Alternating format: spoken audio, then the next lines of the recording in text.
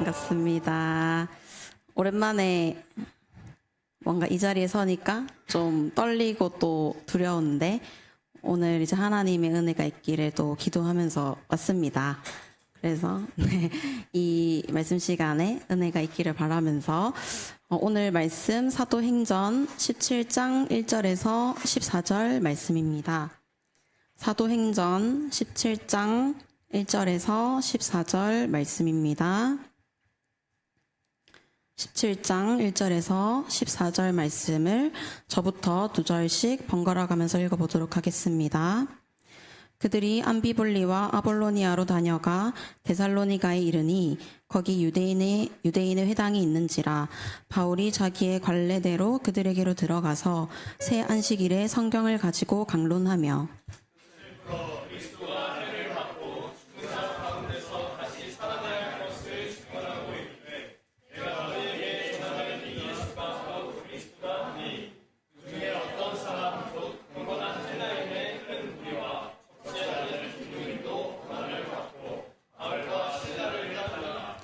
그러나 유대인들은 시기하여 저자의 어떤 불량한 사람들을 데리고 때를 지어 성을 소동하게 하여 야손의 집에 침입하여 그들을 백성에게 끌어내려고 찾았으나 발견하지 못하매 야손과 몇 형제들을 끌고 읍장들 앞에 가서 소리질러 이르되 천하를 어지럽게 하던 이 사람들이 여기도 이르매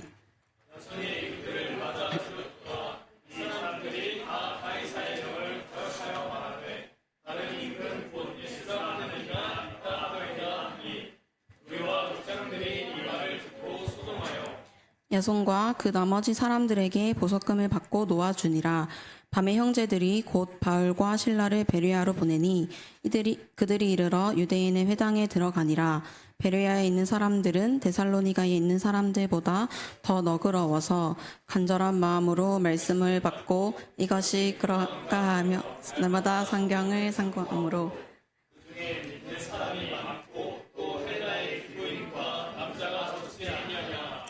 데살로니가에 있는 유대인들은 바울이 하나님의 말씀을 베레아에서도 전하는 줄을 알고 거기도 가서 무리를 움직여 소동하게 한 건을 같이 읽겠습니다. 형제들이 곧 바울을 내보내어 바다까지 가게 하되 실라와 디모데는 아직 거기 머물더라. 아멘. 네, 오늘 본문 말씀은 이제 사도행전 17장 말씀인데요. 바울의 전도 여행이 계속되고 있습니다. 오늘 본문은 두 지역에서 일어난 그런 이야기인데요. 오늘 크게 이 두 지역에서 일어난 그런 일들을 함께 보려고 합니다. 먼저 바울과 바울 일행은 데살로니가에 도착합니다. 바울은 1절을 보면 데살로니가에 도착하고 나서 유대인의 회당이 있는 것을 보았습니다. 회당이라는 곳은 유대인들이 모여서 예배를 드리는 그런 곳입니다. 그리고 이제 회당이 있는 것을 보았고, 그리고 바로 2절을 보면 바울은 자기의 관례대로 새안식일에 성경을 가지고 강론했다라고 합니다. 이때 관례대로라고 하는 것은 그의 습관대로 그렇게 했다라는 그런 뜻입니다. 바울은 다른 지역을 갈 때마다 회당을 찾고 그곳에 가서 항상 반드시 말씀을 전했어요. 그리고 오늘도 여전히 변함없이 회당으로 가서 말씀을 전하고 있는 것이죠. 10절도 한번 보겠습니다. 10절에서도 바울이 베레아라는 다른 지역으로 이동을 할 때 이동을 한 후에 베레아로 가자마자 유대인의 회당에 들어가서 또다시 말씀을 전하는 장면을 보여주고 있어요. 이 장면들은 좀 어떤 것을 알려주는 걸까요? 네, 바로 이 바울의 일생은 가는 곳마다 전하는 사람의 삶이었다라고 하는 것. 그것을 알려주고 있는 거죠. 예수님을 전하는 것이 심지어는 자기의 관례까지 되어서 항상 예수님을 전한 그런 사람이었다는 거예요. 그래서 바울은 항상 말씀을 전하는 그런 사람의 정체성을 가지고 살았고 말씀을 전하는 삶이 바울의 삶 그 자체였습니다. 그런데 바울의 행동과 말들을 우리가 보면 사실 이 복음을 전하는 것이 바울에게 있어서 뭔가 좀 용기를 내야 할 그런 영역은 아니었던 것 같아요. 뭔가 바울이 이어서 외향형이어서 사람에게 말을 잘 걸어서 혹은 대담한 사람이어서 혹은 좀 능력이 좀 출중한 사람이어서 굳이 뭐 용기까지는 필요 없나? 좀 이렇게 생각이 들 수도 있는데 그런 사람이어서 그런 게 아니라 바울은 많이 전해봤기 때문에 그에게 관례가 되었고 습관이 되었기 때문에 이제는 전하는 것이 떨리고 두렵고 두렵지 않은 그 정도가 되었기 때문에 용기가 없어도 되었던 것 같아요. 그래서 우리도 처음 하는 일은 좀 막막하잖아요. 그래서 좀 떨리고 두렵지만 반복해서 많이 하다 보면 떨리기는커녕 습관처럼 하게 되는 것처럼 바울이 그랬던 것 같아요. 그래서 이것이 우리의 삶이 되면 좋겠습니다. 우리의 이런 신앙도 그냥 잠시 잠깐 예배 자리에 오는 그런 신앙이 아니라 삶이 되는 그런 신앙이면 좋겠어요. 그렇다고 바울처럼 뭔가 선교사처럼 살라 이런 말은 아닙니다. 우리에게 전하는 자로서의 마음이 살아있는지를 한번 점검해 보면 좋겠습니다. 예를 들면 이런 겁니다. 제가 오랜만에 만나는 지인 중에서 교회를 다니는 그런 이렇게 사람을 만나면 한 번씩 이런 느낌이 올 때가 있어요. 이 사람 지금 교회 안 나가고 있는 것 같은데? 이런 느낌이 올 때가 있거든요. 그러면 좀 티를 안 내면서 자연스럽게 물어봐요. 요즘 교회 어디 가냐? 요즘 교회 생활 어떠냐? 이런 걸 이렇게 자연스럽게 물어보거든요. 그래서 좀 교회를 가는지 안 가는지 저도 모르게 좀 체크를 하게 됩니다. 그러면 거의 안 가고 있는 경우가 많더라고요. 그럼 그럴 때 바로 그럼 우리 교회 와라. 우리 교회 좋다. 사람들도 다 좋다. 이렇게 하면서 바로 이렇게 땡기거든요. 저는 정말 순수하게 그 지인과 교제하러 나갔지만 그 사람의 신앙에 뭔가 문제가 있는 것 같으면 뭔가 습관적으로 오늘 성경의 표현처럼 관례적으로 다시금 뭔가 말씀 앞으로 돌려놓고자 하는 마음이 있는 것 같아요. 이게 계산해서 그런 게 아니라 뭔가 자연스럽게 저의 마치 본성처럼 그렇게 되는 것 같아요. 그래서 이렇게 좀 바울처럼 전하는 자의 이 마음이 습관이 되는 것, 그것이 우리 속에 디폴트 돼야 되는 것 같습니다. 그래서 여러분에게도 먼저는 전하는 용기가 있기를 바랍니다. 습관적으로 전하고 또 습관적으로 다른 사람의 이 마음 상태를 마치 목자처럼 살피고 습관적으로 다시 돌이키게 돕는 그 전하는 자의 마음을 갖기를 바랍니다. 그렇다면 이제 관례대로 전해야 되는데 우리는 어떤 것을 전해야 될까요? 3절을 보면 바울이 성경을 강론했다, 말씀을 전했다라고 합니다. 어떤 내용을 가지고 강론했는지 3절을 보겠습니다. 3절을 제가 읽어보겠습니다. 뜻을 풀어 그리스도가 해를 받고 죽은 자 가운데서 다시 살아나야 할 것을 증언하고 이르되 내가 너희에게 전하느니 예수가 곧 그리스도라 하니. 네, 예수님을 전했다라고 하는 거죠. 그런데 이제 2절에서는 성경을 강론했다라고 하는데 그 내용을 뜯어보니까 3절에서는 예수 그리스도를 전했다라고 하는 것입니다. 그런데 이때 당시에 성경이라고 하면 어떤 성경을 말할까요? 맞아요. 구약입니다. 바울 이때 당시는 신약이 완성되지 않았기 때문에 이제 구약으로 성경을 가르쳤던 것이죠. 그런데 사실 구약이 얼마나 내용이 방대하고 많아요. 이런 주제도 얘기하고 저런 주제도 얘기하고 아브라함부터 시작해서 많은 선지자들이 나오고 뭐 시편 이런 이야기도 있고 그래서 엄청나게 방대하잖아요, 이야기가. 그래서 이런 구약인데 바울이 구약을 통해서 전하는 이야기가 무엇이냐면 바로 예수 그리스도라는 거. 그 다양하고 많은 주제의 이야기를 통해서 말하고자 하는 게 예수 그리스도라고 하는 겁니다. 다른 도덕이나 인간사에 필요한 교훈을 전하는 것이 아니라 좋은 말을 해주는 것이 아니라 바로 예수 그리스도의 죽음과 부활을 전했어요. 여러분, 우리나라 기독교의 이미지가 사실 안 좋아서 그렇지 사실 하나하나 뜯어보면 기독교는 참 매력적인 부분이 많거든요. 기독 공동체 안으로 들어오면 무조건적으로 사랑해준다던가 심지어는 자기 거를 팔아서 구제해라 이런 것을 가르치고 또 사람에 대해서도 아주 희망적으로 봅니다. 이 사람은 하나님이 주신 선한 양심을 따라서 사는 아름다운 존재다라고 이야기도 하고 있고요. 그리고 아주 도덕적이기도 해요.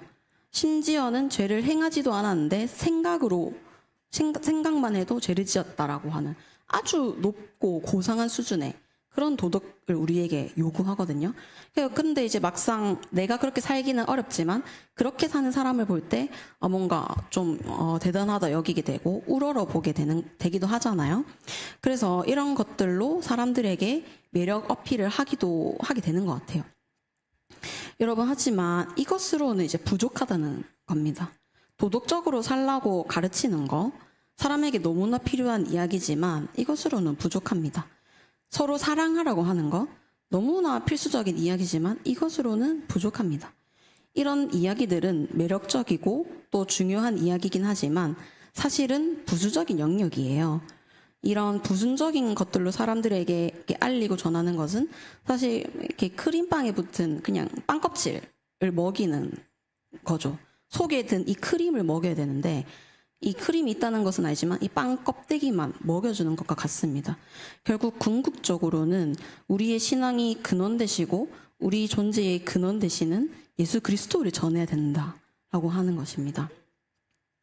그런데 우리도 예수님을 전하고 또 말씀을 전하려고 할 때 부담이 많을 것 같아요.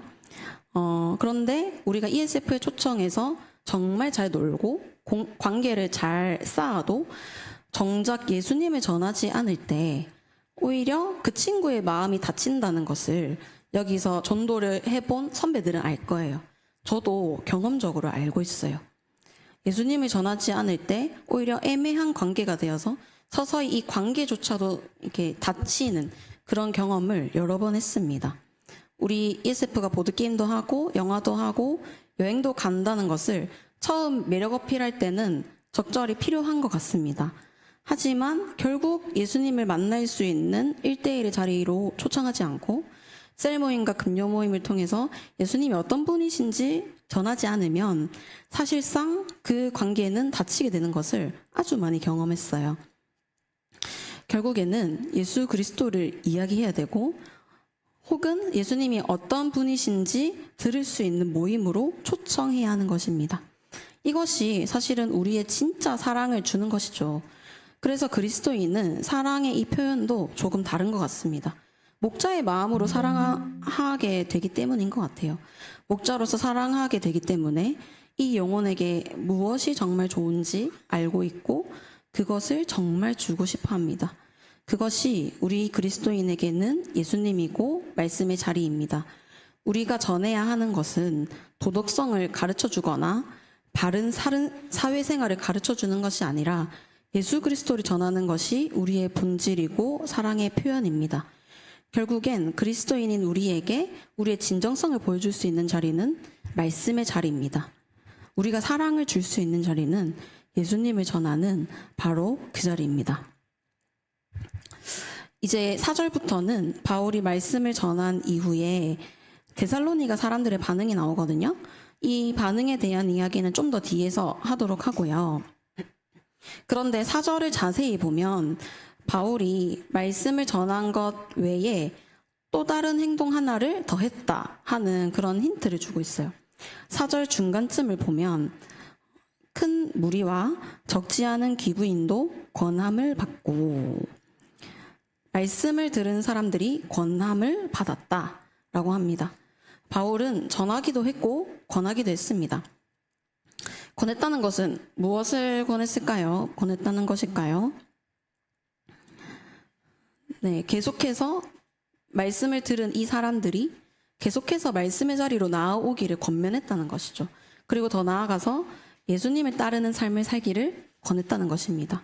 단 한 번의 이 말씀의 감동으로 끝난 것이 아니라 예수님을 이제 알아가기 시작하는 이 영혼이 연속적으로 예수님의 자리에 머물 수 있는 동력을 주고 있습니다. 예수님을 믿는다는 것은 일회성의 이 감동의 경험으로는 사실 이 믿음이 지속되지 않아요. 마치 감정처럼 오늘은 이렇게 기쁘고 즐거워도 내일은 기쁘고 즐겁진 않잖아요. 오늘 슬퍼도 내일은 그렇게까지 슬프진 않잖아요.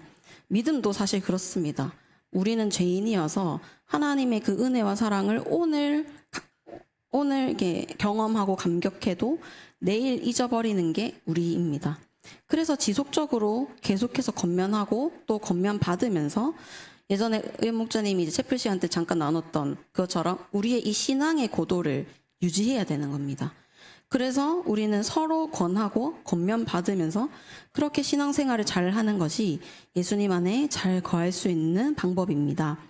그렇다면 우리는 누구에게 권해야 될까요? 먼저 첫 번째는 이제 막 예수님을 알아가는 양들에게 권해야 됩니다. 저는 사실 오늘 말씀을 묵상하면서 찔림이 있었어요. 저의 연약하고 미성숙한 그때가 떠올랐기 때문이에요.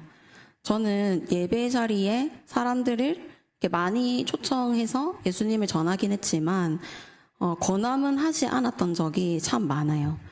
예전에 24살, 25살 때 제 모교회에서 전도를 꽤 열심히 했었어요. 그래서 좀 친구들도 많이 초청하고 예배 자리에 많이 초청했는데 근데 저는 그때 말씀을 한 번만 듣게 하면 된다. 이렇게 좀 생각했어요. 나는 이제 나는 말씀의 자리에 데려오기만 하면 되고 나머지는 목사님이 다 알아서 할 거다. 약간 이런 생각을 좀 했던 것 같아요. 그래서 한 번 데려온 후에는 그 어떤 케어나 권면도 하지 않았어요. 심지어는 다시 와보라는 말조차도 안 했어요. 그때는 사람을 좀 어떻게 둬야 되는지 몰랐고 또 사실 데려온 친구들이 예배를 드리고 난 이후에 좀 부정적인 분위기를 감지하잖아요. 그래서 눈치도 좀 많이 봤던 것 같습니다. 말씀을 전해서 씨는 뿌렸지만 이 씨가 자라는데 물도 주고 햇빛도 쐬주고 비료도 줘야 되는데 무관심으로 이 새싹을 방치했던 것 같아요. 전하기만 한 후에 그 어떤 것도 주지 않았습니다. 내가 할 일은 다 했다라고 생각을 했어요. 하지만 이게 아니죠. 예수님을 전하고 말씀을 들을 수 있는 자리에 초청하는 것이 씨를 뿌리는 것이라면 자라게 하는 것은 권함인 것입니다. 한 번 말씀의 자리에 초청해서 그치는 것이 아니라 이후에 권함까지 계속해서 말씀의 자리에 나올 것을 권하고 이 말씀이 그의 삶의 행함까지 연결되도록 그 마음에 믿음이 자라나도록 권하는 것이 연속해서 있어야 됩니다. 그리고 괜히 좀 부담 주기 싫어서 좀 젠틀하게 모임을 안내해주고 초청하면서 근데 안 와도 된다 이렇게 하는 그런 적도 있었어요. 많았고요. 그런데 우리가 이것을 권하는 마음은 사실 그런 가벼운 마음은 아니잖아요. 이렇게 권할 때 오면 오고 말면 말고 이런 마음이 절대 아니잖아요. 그런데 괜히 우리의 이 착한 마음에 좀 그 사람에게 부담을 줄까봐 아무것도 아닌 척 가볍게 던지기도 합니다. 여러분 그런데 사람의 마음에 부담을 주지 않으면 이 권함의 권위가 사라집니다. 우리 마음의 크기도 작아 보이게 하고요. 권함을 받는 사람에게도 가벼운 권함으로 받아들이게 됩니다. 이 권함은 한 영혼이 하나님께 돌아오는 중요한 그런 시기입니다. 우리의 이 진정성을 진중하게 보여줘야 되는 것이죠. 정말 중요한 그 권함의 순간에 진중하게 권하고 가볍게 흘려듣지 않도록 차분하고 진정성 있게 권해야 됩니다. 이 권함에 무게를 둬야 됩니다. 우리도 처음엔 코노 가자 이렇게 권할 수도 있고 놀러 가자 권할 수도 있습니다. 분위기를 좋게 만드는 것은 정말 중요한 일입니다. 하지만 그것으로 끝나면 안 됩니다. 관계의 마음을 열었으면 부담스럽더라도 또다시 말씀의 자리로 초청해야 하고 그리스도인으로 살 것을 권해야 됩니다. 권하는 방법에는 여러 가지가 있는 것 같아요. 간접적으로는 내가 참석하는 것, 참석해서 본을 보여주는 것이 권함이 됩니다.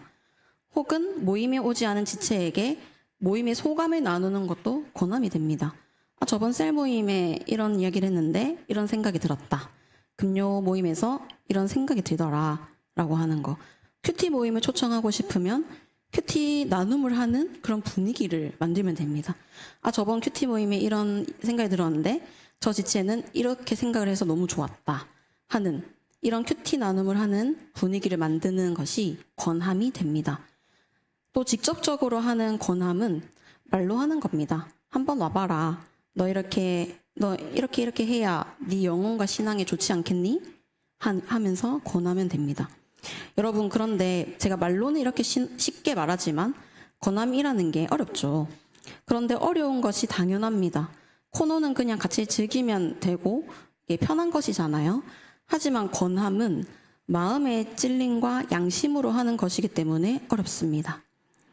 그래서 여러분 용기를 가지시기를 바랍니다. 권면할 때 그 대화는 5분이면 끝납니다. 권함의 시간은 아주 짧습니다. 그 짧은 시간 동안 담대하고 차분하게 우리의 진정성을 보여주기를 바랍니다. 우리가 얼마나 그에게 예수님을 전해주고 싶은지 그 진정성 있는 마음을 권함으로 보여주십시오.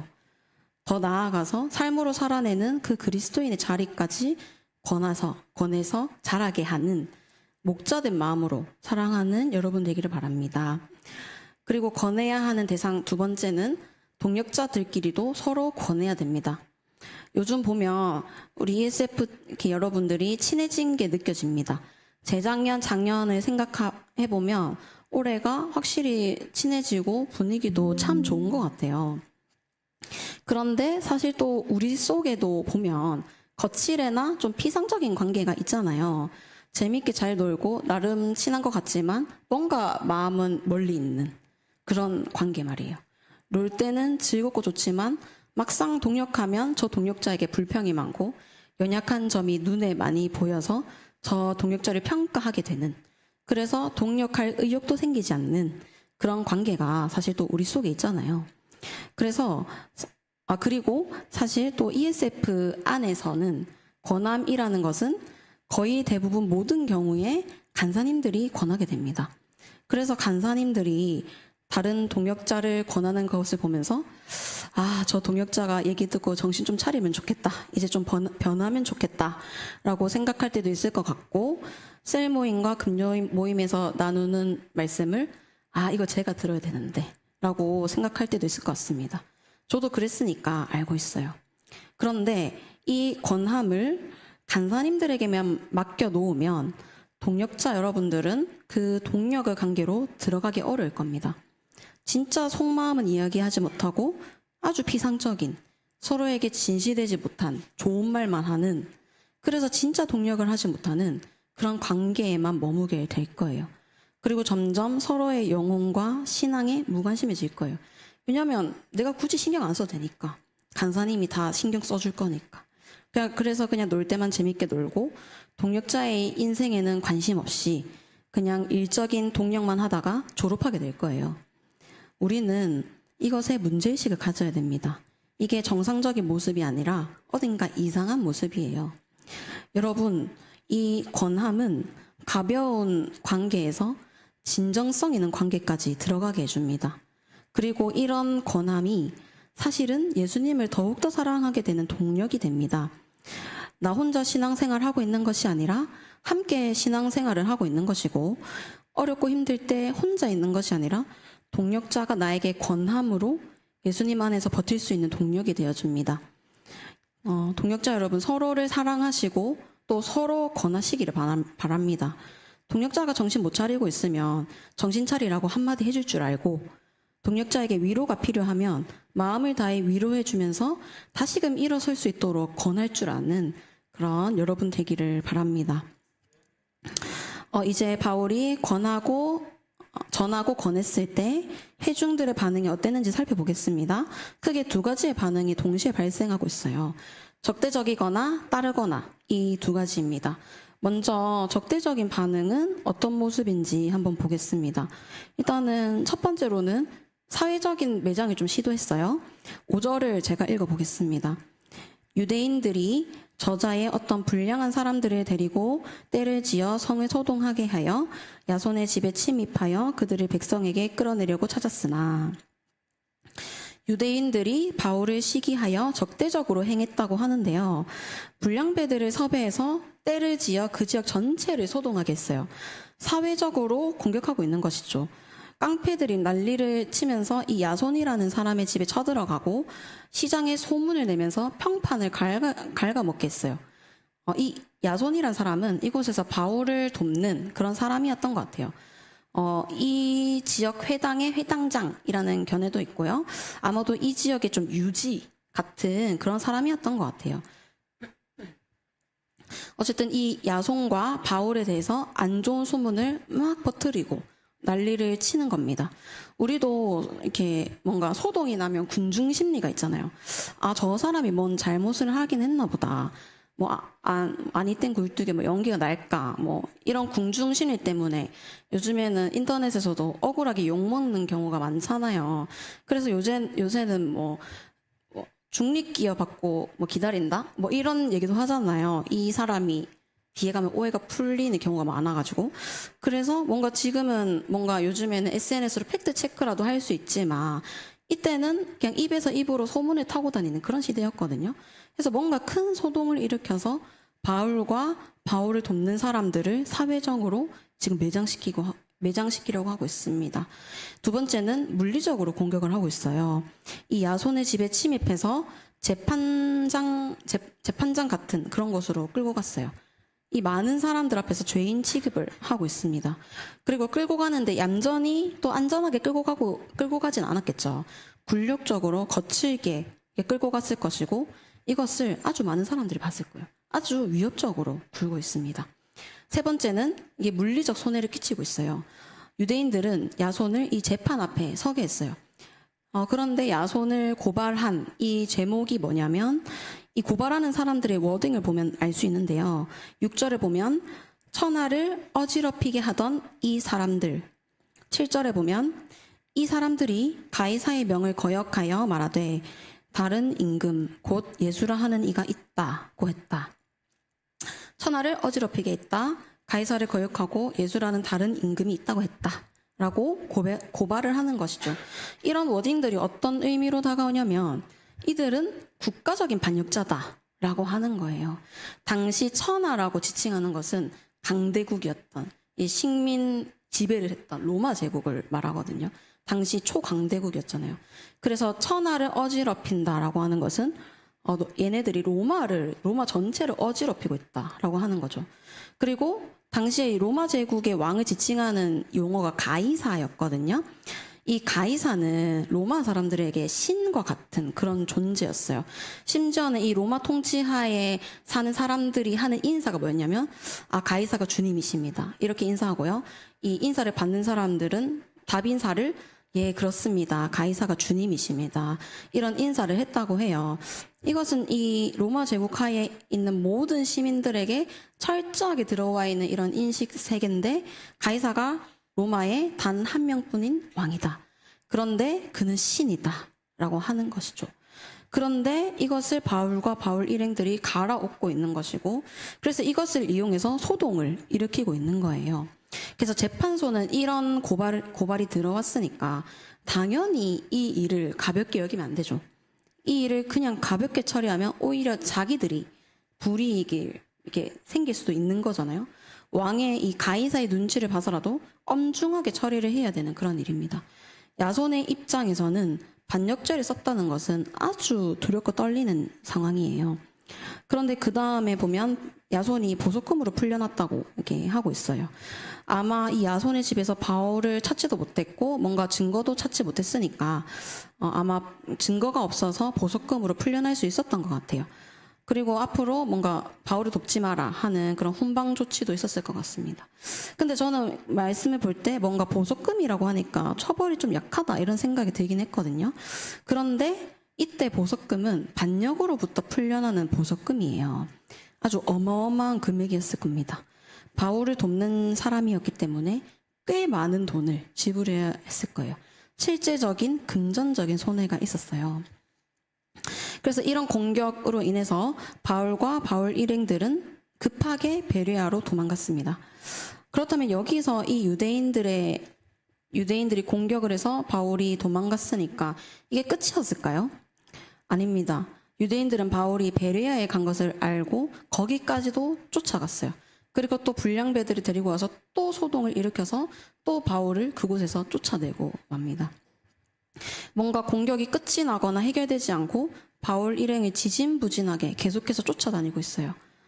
여러분, 예수님을 전하고 권할 때 또 이 일을 옆에서 도울 때 뭔가 심각한 손해를 입고 있습니다. 이 어려움이 어떤 자리서든 어떤 환경에서든 계속해서 따라올 것을 마치 넌지시 우리에게도 알려주는 듯합니다. 그렇다면 이렇게까지 나를 힘들게 하는 이 일이 나에게 정말 의미가 있는 일일까요? 노래 가사도 있잖아요. 너무 아픈 사랑은 사랑이 아니었음을, 뭐 이런 가사도 있잖아요. 예수님을 전하고 권하는 삶이 우리의 마음과 삶을 참 어렵고 힘들게 만드는데 꼭 그 길을 가야 하는지 회의도 들 것 같습니다. 여러분, 그런데 말씀은 또 우리에게 소망을 보여줍니다.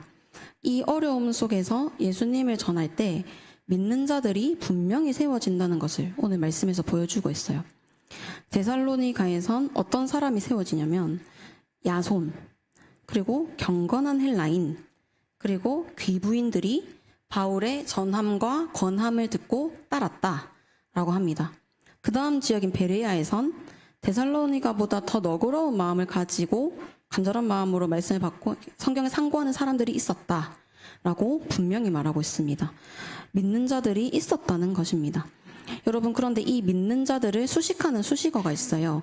그냥 헬라인이 믿었다, 그냥 베레아 사람이 믿었다, 이렇게 하지 않고 데살로니가에선 경건한 헬라인이 믿었고요. 베레아에선 데살로니가보다 더 너그러운 베레아 사람이 믿었다라고 하고 있어요. 데살로니가에선 경건한 헬라인, 베레아에선 더 너그러운 사람. 이 말씀의 전함을 듣고 따랐다라고 하고 있어요. 여러분, 데살로니가는 수도예요. 지역 특성상 내륙과 바다를 이어주기 때문에 물건이 많이 왔다 갔다 하고요. 그렇기 때문에 돈이 많이 왔다 갔다 하는 그런 곳입니다. 이게 무슨 말이냐면 돈이 아주 많이 융통되는 자본주의 사회였다라는 것입니다. 경제적인 논리가 아니면 돌아가지 않는 그런 곳이었습니다. 여러분, 그런데 돈이 중심이 되면 될수록 사실 경건하고 양심적으로 살아가기는 어려워요. 주변에 사람들이 어떻게 사는지 너무 잘 보이잖아요. 그래서 사실 그런 모습에 따라가게 되고, 요즘도 20, 30대의 생활의 질이 옛날보다 이렇게 눈높이가 많이 높아졌다, 이렇게 하잖아요. 왜냐면 많이 보이니까. SNS도 보이고, 방송에서도 사람들이 잘 사는 걸 이렇게 보여주니까 눈이 높아지는 거죠. 데살로니가도 마찬가지입니다. 주변에 보이는 게 다 화려하고 자극적이고 그런 거니까 더 좋은 것을 추구하게 되고 더 자극적인 것을 추구하게 됩니다. 그런데 이렇게 살려면 돈을 많이 벌어야 되잖아요. 그런데 이 지역 사람들은 사람도 많고 경쟁적이니까 살아남기가 힘들어요. 그래서 돈 때문에 악착같이 살고 때로는 양심을 버리면서 돈을 버는 것이 당연한 곳이었습니다. 이곳 데살로니가가 그런 곳이었습니다. 점점 양심이 무뎌지는 그런 곳이 데살로니가였어요. 그런데 그런 곳에 경건한 사람이 있었다는 거예요. 경제적 논리에 흔들리지 않고 선한 양심으로 살아가던 사람들. 말씀을 들을 때 귀 기울여 들을 만한 그런 사람들이 놀랍게도 있었다는 거예요. 그리고 베레아에 대해서도 설명해 드릴게요. 베레아에서 믿는 자들을 설명할 때는 데살로니가보다 더 너그러운 사람들이라고 이야기를 하고 있습니다. 베레아는 산 밑 동네예요. 산골 마을인 거죠. 그래서 사실 자본주의의 이런 분위기나 뭐 욕망, 쾌락 이런 것에서는 떨어져 있기 때문에 이런 것들로부터 보호가 되는 그런 지역이에요. 저도 이제 서울, 부산을 많이 왔다 갔다 하다 보니까 서울 사람들보다는 부산 사람들이 좀 더 순박한 정이 있는, 전 사실 옛날에 이런 얘기 들을 때 별로 좋아하진 않았거든요. 뭐 차이 없는 것 같은데 이렇게. 근데 왔다 갔다 해보니까 부산 사람들이 확실히 더 정이 많은 것 같아요. 네, 서울은 좁은데 집도 비싸고 음식도 비싼데, 그런데 거기서 내 밥그릇 안 찾으면 다른 사람이 먼저 선점해서 다 찾아가니까, 내가 가질 게 없으니까 더 치열하고 차가운 느낌이 있어요. 근데 서울에 비해서 부산은 확실히 좀 따뜻하고 여유가 있는 것 같아요. 이런 느낌인 거예요. 데살로니가와 베레아가. 그래서 베레아 사람들은 이 데살로니가의 그 경제주의 논리, 돈에 뭔가 집중되어 있기 때문에 다친 마음을 가진 사람들이 아니라 더 너그러운 사람들, 더 수용적인 사람들이었기 때문에 귀를 기울이는 사람들이 더 있었다라고 말하고 있습니다.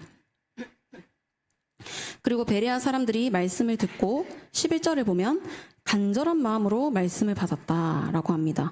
간절한 말씀으로 말씀을 받았다는 것은 온 마음을 쏟았다. 말씀 듣는 시간을 삶의 첫 번째 순서로 두었다 하는 이런 뜻입니다. 그래서 이렇게 간절한 마음으로 말씀을 받으면서 그렇게 하면서 날마다 성경을 상고했다라고 하고 있습니다. 상고했다는 것은 검토하다, 조사하다. 말씀을 또 씹어보고 또 씹어보면서 묵상했다 이런 뜻입니다. 그래서 반복되는 이 일관된 이 삶의 습관처럼 날마다 말씀을 묵상한 겁니다. 너무 놀라운 일인 거죠. 여러분, 이 말씀을 전한 그곳에 경건한 사람이 있었고 마음이 더 너그러운 사람이 있었고 심지어는 말씀에 자기 삶을 쏟고 집중하는 그런 사람이 있었다는 거예요.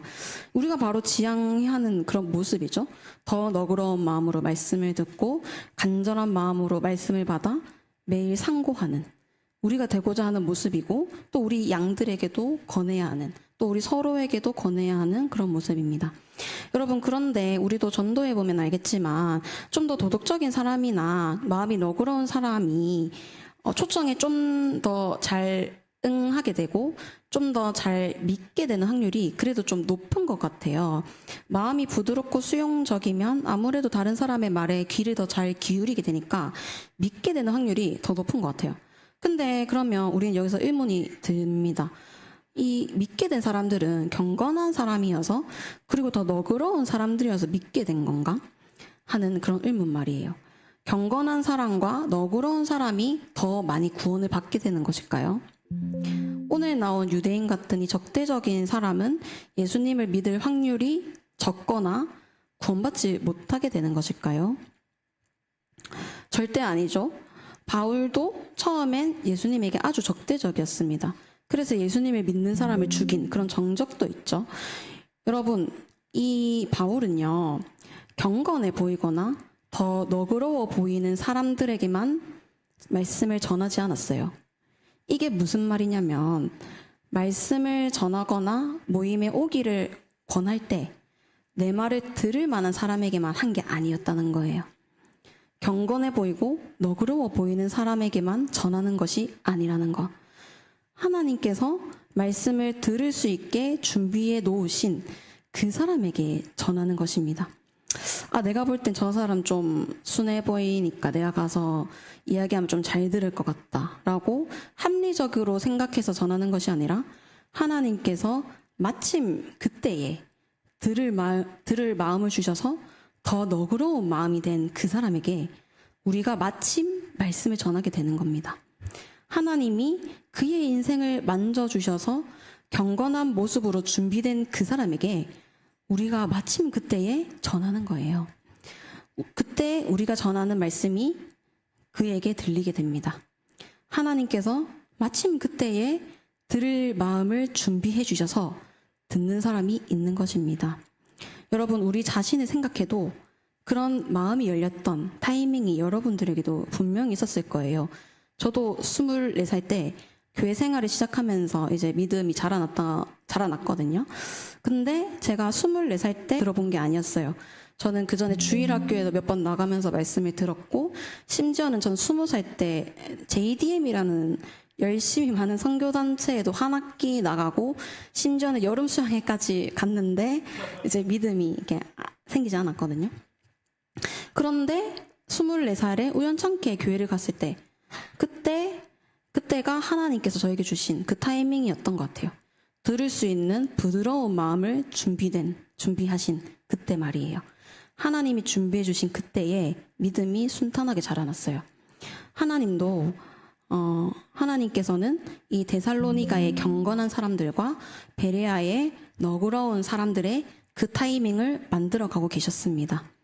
말씀을 받아들일 수 있는 그 마음밭을 인생의 이런저런 일들로, 혹은 주변에 들은 이야기로, 혹은 책으로, 혹은 최근에 읽었던 책들로 그들 인생의 이 희노애락을 통해 준비시키고 계셨습니다. 하나님이 준비시키시고 바울이 전했을 때 그때 하나님을 믿는 놀라운 일이 일어나는 것입니다. 여러분, 본문이 참 소망이 됩니다. 우리가 전할 때 귀 기울이는 사람이 있고 하나님이 분명히 준비해 두셨다는 것이 참 소망이 됩니다. 우리가 할 일은 준비된 경건한 사람, 너그러운 사람을 만나게 해주시기를 기도하는 것이고요. 그리고 하나님이 준비해 두신 그 사람을 우리는 모르잖아요. 그러니까 열심히 전하고 권할 수 있는 그 용기를 가지는 것. 이것이 전하고 권하는 그리스도인의 모습입니다. 여러분의 삶에 전하는 용기가 있기를 바라고 또 권하는 용기가 있기를 바랍니다. 그리고 우리 이야기를 들을 만한 사람을 골라서 전하고 권하는 게 아니라 하나님이 준비해 두신 그 사람들을 기다리며 열심히 전하고 권할 수 있는 우리 ESF 여러분 되기를 간절히 바랍니다. 제가 기도하겠습니다. 하나님 아버지 감사합니다. 하나님께서 우리를 친히 이 자리로 모아주셔서 하나님을 함께 예배할 수 있게 하심에 하나님 너무나 감사드립니다. 하나님께서 우리를 그리스도인으로 부르시고 또 전하는 자, 권하는 자로 부르셨는데 하나님, 우리가 우리의 계산과 우리의 생각대로 사람을 골라 전하고 권하는 것이 아니라 하나님이 주신 그 마음과 양심대로 우리 이 캠퍼스의 영혼들에게 전하고 권하기를 원합니다. 하나님, 그리고 우리가 전하고 권할 때 우리 서로도 권하기를 원합니다. 우리 서로에게 무관심한 그런 ESF 지체들이 아니라 서로에게 깊은 관심을 가지고 서로의 영혼과 신앙에 깊은 관심을 가지고 사랑하여서 서로의 성장을 독려하는 그런 건강한 우리 ESF 지체들 될 수 있도록 하나님 인도하여 주시옵소서. 감사합니다. 예수님의 이름으로 기도드렸습니다. 아멘.